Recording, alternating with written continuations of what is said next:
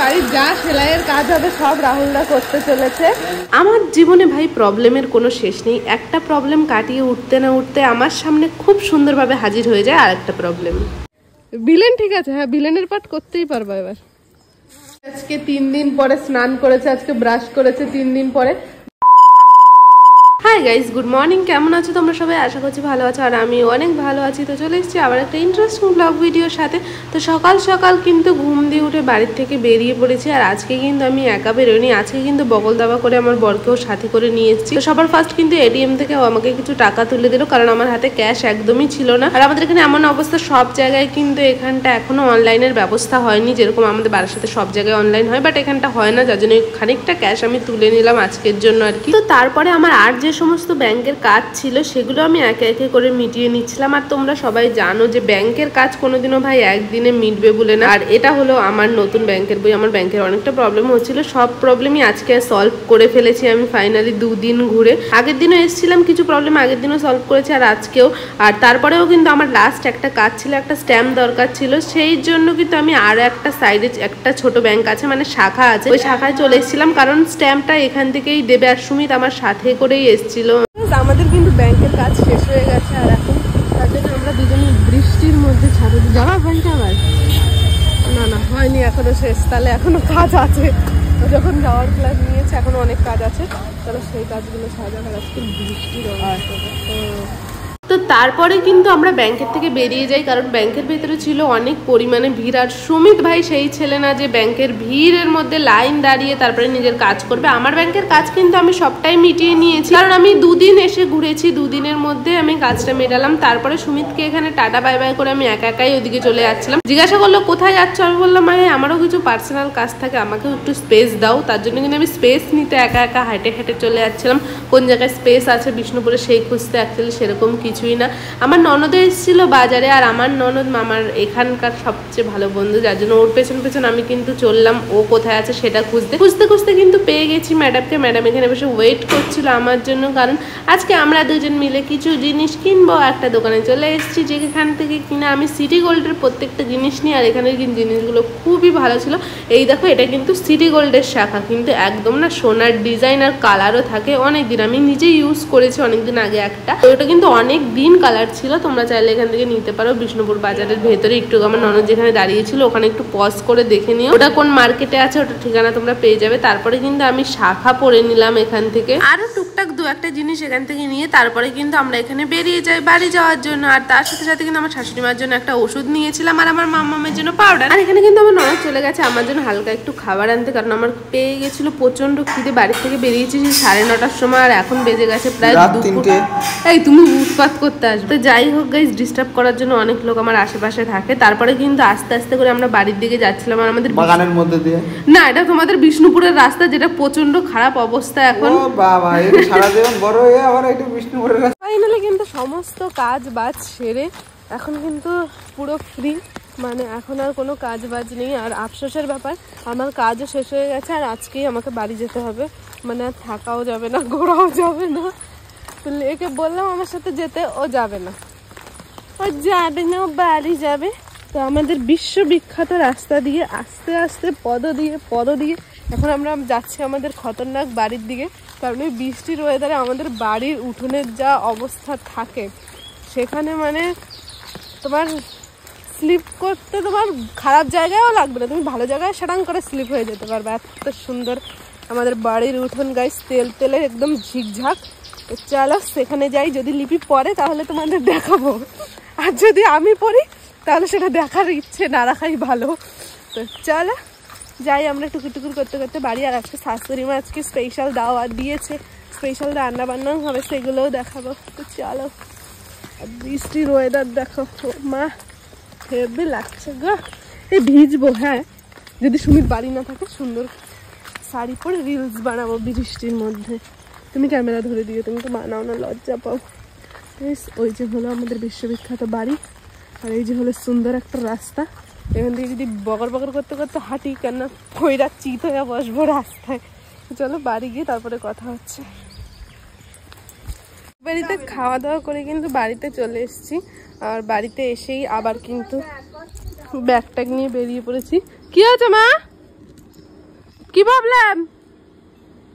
ও বাড়ি যাবে না, ও এখানেই থাকবে। কি কাজ বাজ করবো না? কিছু কাজ করতে হবে না? আমার মেয়েটা বাড়ি যেতে চাইছে না, ও থাকবে ওর চাকদা দিদির কাছে। আর একটু বড় হলে রেখে যাবো। এখনো দোদো খায়, তা দোদো খাস কেন তুই?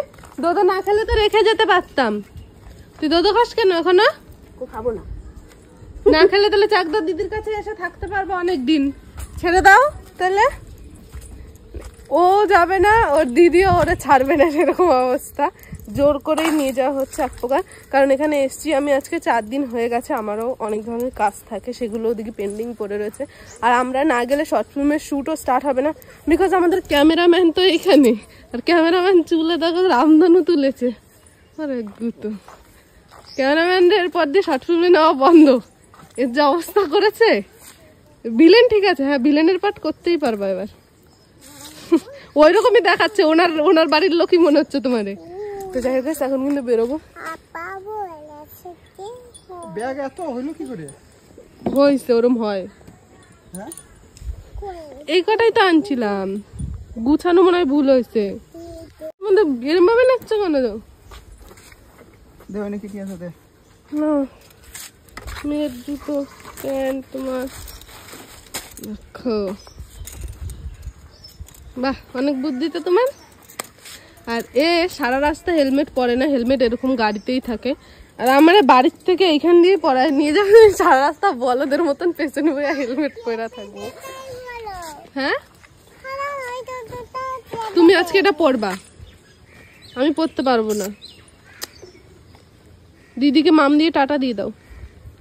মাম দিয়ে দাও। কখন দিলা? দিদিকে বলো যেতে, বলো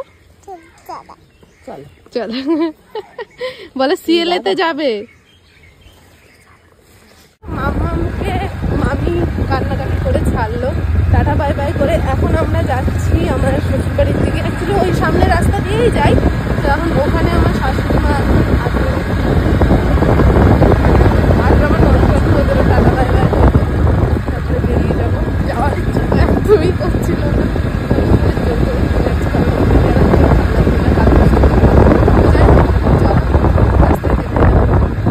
বাড়ির থেকে অনেকটা চলে এসেছি। এখন প্রায় আমরা টোল ট্যাক্সের কাছে, প্রায় না টোল ট্যাক্সে দাঁড়িয়েছিলাম, কারণ বাইরে হালকা হালকা বৃষ্টি হচ্ছিল। মেয়েকে নিয়ে তার বৃষ্টিটা ভেজানো যাবে না। তো যাই হোক আমি সারা রাস্তা আর ভিডিও করবো না, কারণ আমার ফোনটা এখন রাখবো ব্যাগে। ভাই আমার অনেক লাগের ফোন, হ্যাঁ যদি ফোনে কিছু হয়ে যায়। তো একবারে বাড়িতে গিয়ে তারপরে কথা হচ্ছে। চলো টাটা করে দাও।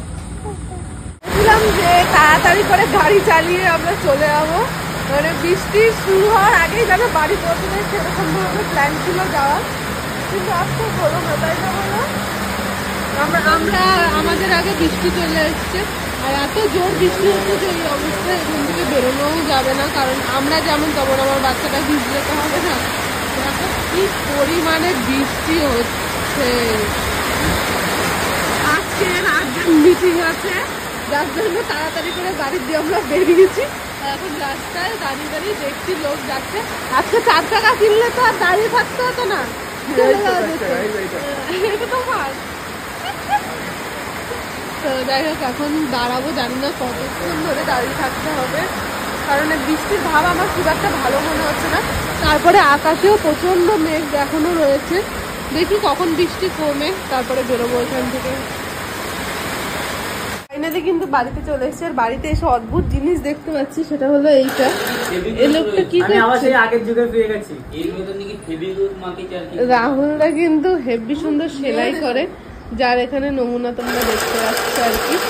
এখন থেকে আমাদের বাড়ির যা সেলাইয়ের কাজ হবে সব রাহুলদা করতে চলেছে।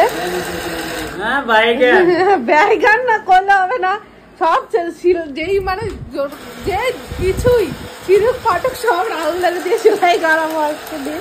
এটা কার ড্রেস হচ্ছে? এটা ডেমো হচ্ছে, এটা ডেমো অ্যাকাউন্ট হচ্ছে, ডেমো অ্যাকাউন্ট। তো ডেমো হলে কারোর একটা সাইজে করতে, ওই সাইজে করছি।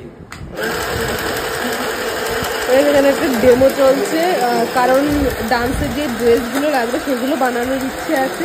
তো রাহুলদা সেইভাবেই চেষ্টা করছে, দেখি কতদূর কি হয়। আর বাড়িতে এসেছি, সবে আসলাম, ফ্রেশ হয়ে তারপরে এসে কিন্তু ফ্রেশ হয়ে নিয়েছি, চেঞ্জ করে নিয়েছি। এই ব্যক্তি আজকে 3 দিন পরে স্নান করেছে, আজকে ব্রাশ করেছে 3 দিন পরে।